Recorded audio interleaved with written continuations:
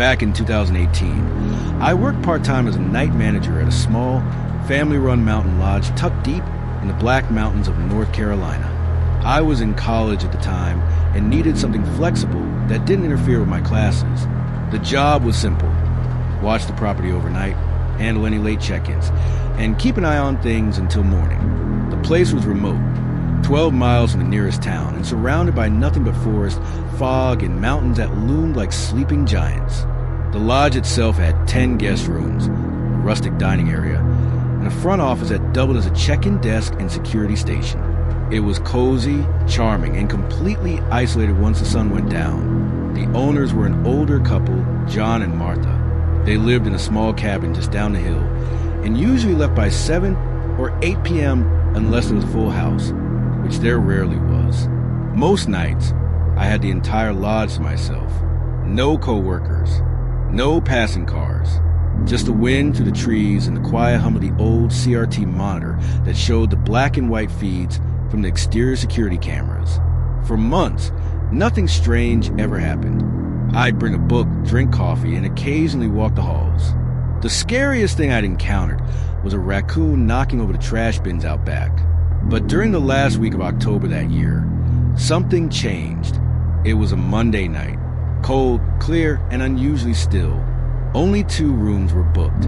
One guest was a middle-aged woman driving cross-country. The other was a quiet guy in room 7, probably early 30s, who checked in around 6 p.m. He said he was hiking part of the Black Mountain Crest Trail and asked if there were any lesser-known back trails that connected toward Mount Mitchell. I gave him a map, pointed out a few unmarked ones, and thought nothing more of it. He seemed polite, if a little reserved. That night, around 11:45 p.m., I was at the front desk finishing a cup of coffee and half reading some paperback I brought. Out of the corner of my eye, I noticed a motion light on the back stairwell flicker on. I looked at the monitor, camera 2, which pointed toward the rear exit and gravel path leading into the woods. The feed showed an empty path, the porch light catching the mist in the air, but no person. I figured maybe a raccoon had wandered past the sensor again, but something about it felt off. On a whim, I flipped through the other exterior feeds. Camera 4, the one aimed at the side lot near the old maintenance shed, had gone static. That wasn't normal. The feed had been working just fine earlier. I tapped the side of the monitor. Nothing.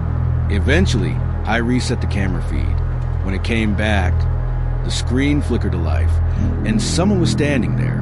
A man, tall, maybe 6 foot or more, wearing a dark jacket and jeans. His back was turned to the camera, head slightly tilted, standing right at the edge of the light, not moving, just standing. I stared at the monitor, waiting for him to turn around, to walk, to do something. But he didn't. He stood like that for nearly 20 seconds, still as a statue, like he was listening, or maybe watching. Then the screen glitched again, static. When it returned a few seconds later, he was gone. I felt this creeping tension rise in my chest, like something was coiling in the shadows just beyond my understanding. I got up, checked the front and back doors to make sure they were locked, then stepped out onto the front porch with a flashlight.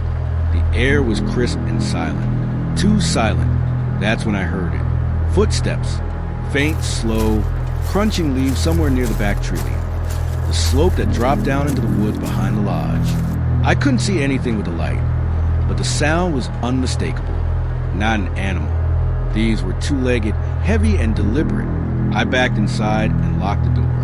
Around 1:30 a.m., just as I had started convincing myself I imagined it, the desk phone rang. It was room 7. The hiker.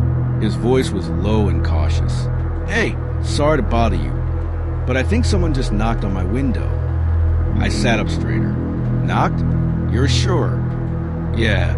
First I thought maybe it was a branch, but it happened twice. Slow, like he paused and then made 2 distinct tapping sounds. Not loud, just deliberate. His room was on the 2nd floor, rear-facing. No balconies, no overhang, no way someone could get to that window without climbing gear or a ladder, and we didn't have either on site. I told him to stay inside and lock the door. I grabbed the emergency flashlight, turned off the lobby lights, and quietly crept upstairs. I didn't want to wake the other guests, so I moved carefully, my footsteps muffled by the old carpet. Room 7 was dimly lit. I saw the hiker silhouette near the curtain, rigid and motionless. I knocked softly. "It's me," I whispered. He cracked the door open just enough for me to slip inside. "I didn't imagine it," he said immediately. "I saw someone, back near the trees. Just for a second. They didn't run, just moved into the dark." I walked over and looked out the window. The slope behind the lodge dropped into a dense ravine, rocky, uneven, and cluttered with brush and fallen trees. You'd need hiking boots and daylight to even attempt navigating it. I scanned the tree-line. Nothing. No movement. No reflection of eyes or figure. But the forest felt wrong. Too quiet. Oppressively still. No smudges on the glass. No footprints. Just condensation forming on the cold outer pane. I stayed with him for a while. We didn't talk much. Eventually, he sat on the edge of the bed, arms folded tight. I offered to stay in the hallway nearby, but he just shook his head and said something I still remember vividly. "If they come back, it's not me they want to scare. It's you. They want you to see them." I didn't know what to say. That night, I sat alone at the front desk in the dark, eyes locked on the monitor. Camera 4 glitched twice more. Each time it came back, there was nothing there. By morning, the hiker was gone. He left early, didn't even stop for coffee. The woman in room 3 checked out an hour later. Said she had a weird feeling all night and couldn't explain it. A few days later, I asked John, the owner, about the cameras. He sighed and said that side lock camera had always acted up. Interference, signal loss. He mentioned casually that a few past guests had reported odd things. Figures in the woods, whispers late at night. One guy said he saw someone watching from the trees, just standing there hours before dawn. John always blamed the mountain, said the isolation gets in your head, but he never looked me in the eye when he said it. That was my last season at the lodge. I still think about that night. The motion light, the man standing still in the shadows, the knock on the second floor window with no way to reach it. I never saw a face, never heard a voice, but I remember the feeling, like we weren't alone, like the mountain had a secret, and whoever or whatever was out there knew exactly where to stand, so I noticed, and just enough to disappear without a trace.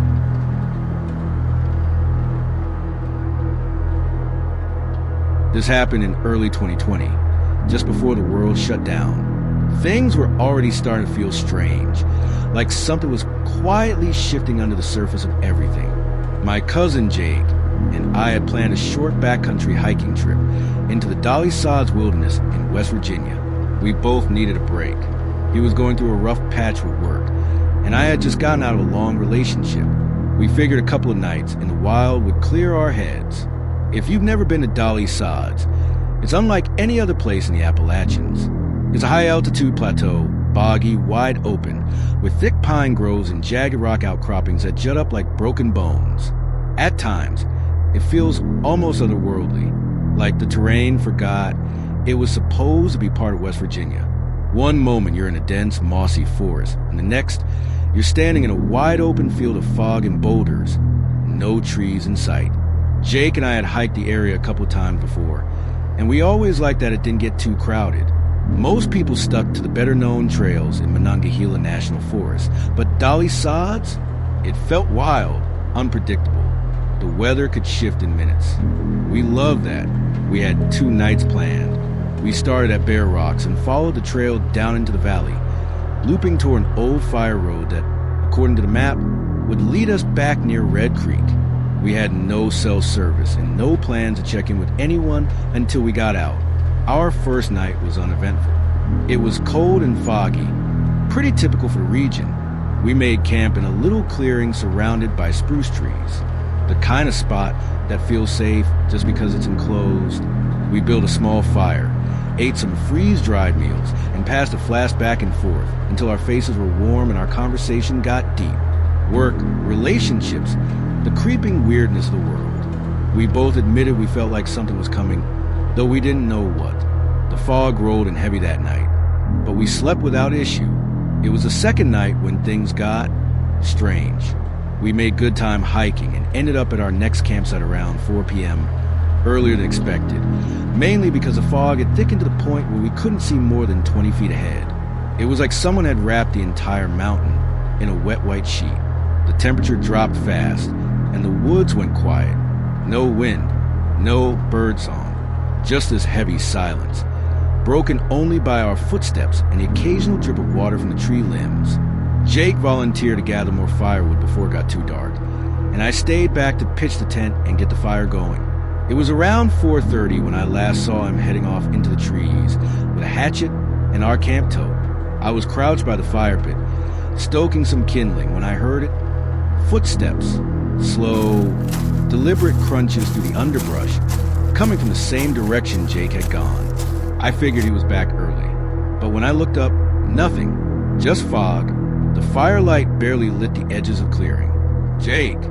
I called out. No answer. A few seconds later, I heard the footsteps again, but this time, they were off to my right, closer, like someone was circling the edge of our sight.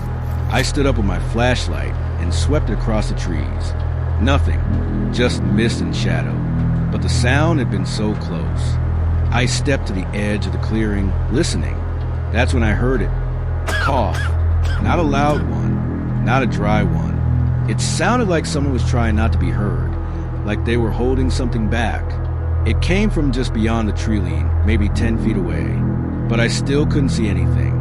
The fog was like a living thing, thick and cold and moving ever so slightly with the breeze.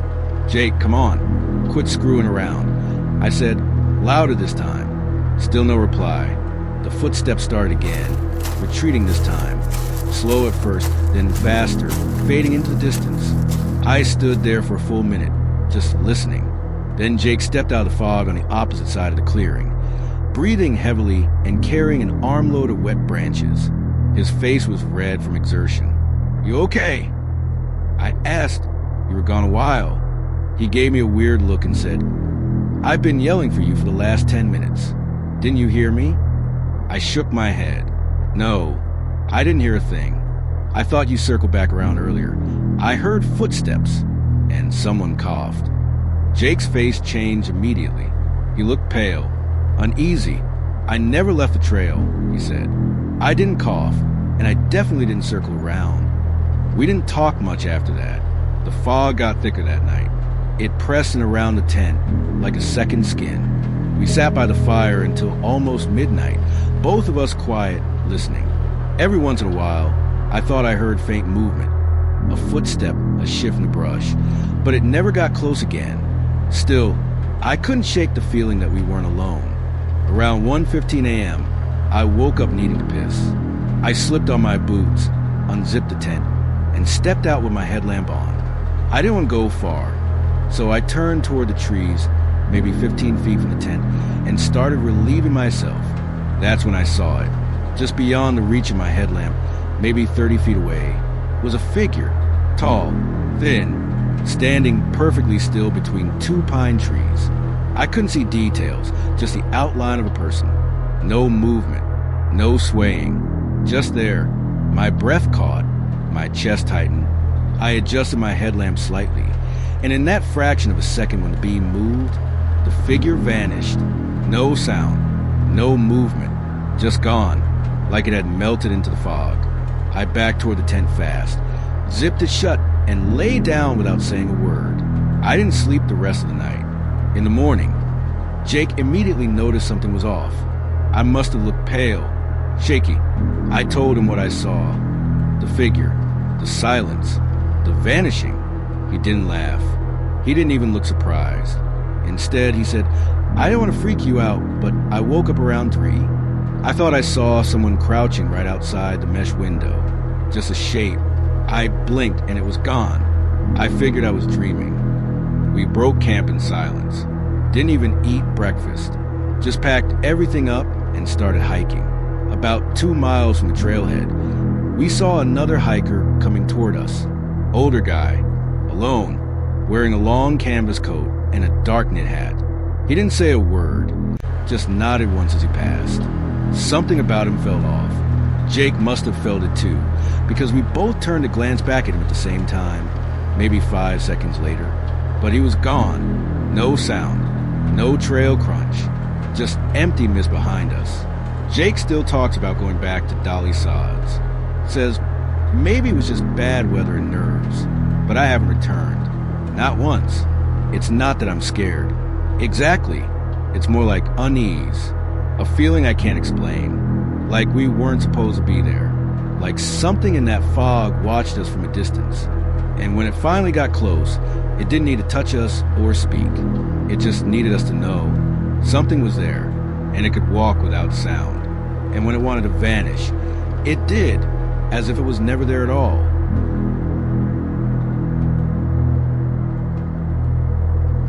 This happened in the fall of 2018. I was on a solo riding retreat in the Roan Highlands, a beautiful but remote stretch of the Appalachian Mountains that straddles the North Carolina-Tennessee border. I'd found a small off-grid cabin listed on a site that catered to artists, musicians, and writers. The listing called it a creative isolation getaway. No internet, no phone signal, no electricity, just a small wood stove, a single propane lantern, a rain barrel for water, and a view overlooking the endless ridgelines of Blue Mountains. At the time, that kind of isolation sounded perfect. I was in a strange headspace that year. A drawn-out breakup, a death in the family, general burnout from a job I didn't care about. I told myself I needed the solitude to finish a first draft of the novel I'd been dragging my feet on. A week alone in the mountains with nothing but my typewriter, black coffee, and quiet. It sounded romantic, productive, even. The first day was beautiful. Sunny but cool, crisp air that smelled like pine and damp earth. The cabin sat about 3 miles down a narrow, rutted gravel road that broke off from the Blue Ridge Parkway. The kind of road where you hold your breath, hoping your tires don't get swallowed. The last half mile wasn't even drivable. I had to leave my car and hike in with my gear. The cabin was small, maybe 12 by 14 feet. One room, a small kitchenette, a composting toilet in a shed outside, and a twin bed pushed up against the rear wall. The owner had left me a handwritten welcome note, sealed in a glass jar on the porch, instructions for the lanterns, how to refill the rain barrel, and a reminder to close the shutters at night because of wind. That first night, I sat by the little wood stove with my coffee, wrapped in a blanket, watching the stars come out. The silence was perfect. No humming electronics, no cars, no notifications, just distant owls calling the woods and wind moving gently through the trees. I felt peaceful in a way I hadn't in a long time. The second day was spent writing and hiking around the ridge. I watched deer move through the trees and spotted a fox sprinting across a field of high grass. It felt like time had slowed down. I cooked a simple dinner on a portable stove and settled in again as dusk fell. But that second night, things shifted. I don't know how to explain it. I wasn't scared, exactly, but I started feeling watched. That's the only way I can put it. The silence felt thicker, heavier, like the trees were holding their breath. I tried brushing it off, telling myself it was just the isolation getting to me. But sometime around 2:30 in the morning, I woke up to a sound that made my stomach flip. It was knocking, not on the door, on the wall. 3 soft, deliberate taps, tap, tap, tap, directly behind where my head was resting. The wall of the bed was pushed against. I sat straight up, instantly alert. The cabin is just one room, so I could see everything. The front door, both windows, the little kitchenette. The lantern had burned out, and the interior was pitch black. My heart was pounding, and all I could hear was my own breath. I grabbed a flashlight and swept it slowly across the room. Nothing. I stood up and moved toward the windows. No movement outside. The woods were still, not even wind. I told myself it had to be a branch, maybe a raccoon. But when the sun came up, I walked the perimeter of the cabin. There were no branches close enough to touch the walls. No trees overhanging the roof. Just empty space, damp leaves, and silence. That was the first time I seriously considered leaving early. But I stayed. Later that afternoon, I sat on the porch with a mug of coffee, trying to calm my nerves. I kept glancing at the opposite ridge. Something about the emptiness out there bothered me. It was too still, and just before dusk, I saw it. Movement across the hollow. A flash of blue, like a jacket or a shirt, between the trees. Someone was standing at the edge of the forest, maybe 300 yards away, just past the tree line. They weren't walking or hiking. They weren't moving at all, just standing there, facing in my direction. I squinted, trying to get a better look, but it was too far. I couldn't see a face or details. They were too still. It didn't feel like they were admiring the view. It felt intentional. I watched for over a minute, waiting for them to move, to wave, to turn, anything. They didn't. Eventually, I went inside, closed all the shutters, and bolted the door. That night, I left the lantern burning low. I tried to sleep, but the feeling was worse now. My ears strained against the silence, expecting something. At around 1 a.m., it came again. Tap, tap, tap, this time on the kitchen window. I froze. Same exact rhythm as the night before. Soft, measured, close. I sat up slowly in bed, clutching the flashlight, but I didn't turn it on. I didn't want to see what might be staring back at me through the window. The tapping didn't come again. I sat there for what felt like hours, completely still, gripping the hatchet I'd used earlier for kindling. No footsteps, no voices, just that same oppressive silence. When the sun came up, I opened the kitchen shutter and stepped outside. The grass was wet with morning dew. On the outside of the window pane, I saw it. 5 long smudges, like someone had pressed their hand against the glass. Just fingertips, no palm, faint but definitely there. I didn't wait around after that. I packed everything in less than 30 minutes and started the hike out. My pack felt twice as heavy, and every sound in the woods made me flinch. It's hard to describe, but the woods felt different that morning, not just eerie, like something had shifted overnight. About halfway down the trail toward where I'd left my car, I stopped for water. That's when I saw it, a footprint in the mud, just off the trail beside a mossy rock. It wasn't mine. I took a picture of it with my phone just to compare later. I was wearing hiking boots with thick tread. This one was smooth-bottomed, flat, almost like an old work boot or worn-out sneaker, and it was fresh. The edges hadn't even started to dry. It was pointed toward the cabin. I didn't run, but I didn't take my time either. I kept checking behind me every 100 feet or so, half expecting to see someone standing in the trees. No one ever appeared, but that feeling, like something was following just out of sight, never left me until I was safely back in my car and halfway down the parkway. When I got home that night, I sent a message to the property owner. I didn't go into too much detail, just said there had been some strange noises, and that I thought someone might have been near the cabin. I didn't really expect a response. 2 days later, they replied, "You're not the first guest who's mentioned weird noises up there. We used to think it was a black bear that roams those hollows. But the last couple of renters said they thought someone was watching the cabin from a ridge. I've gone up a few times myself, but never found anyone." That was all they said. I never went back. Even now, when I think about it, I don't get scared. Exactly. It's more like this cold, sinking feeling in my gut. Like I caught a glimpse of something I wasn't supposed to. Like someone or something knew I was alone up there and waited until the second night to get close. And whatever it was, it knew exactly how loud to knock, how close to stand, and how to vanish when I finally turned to look.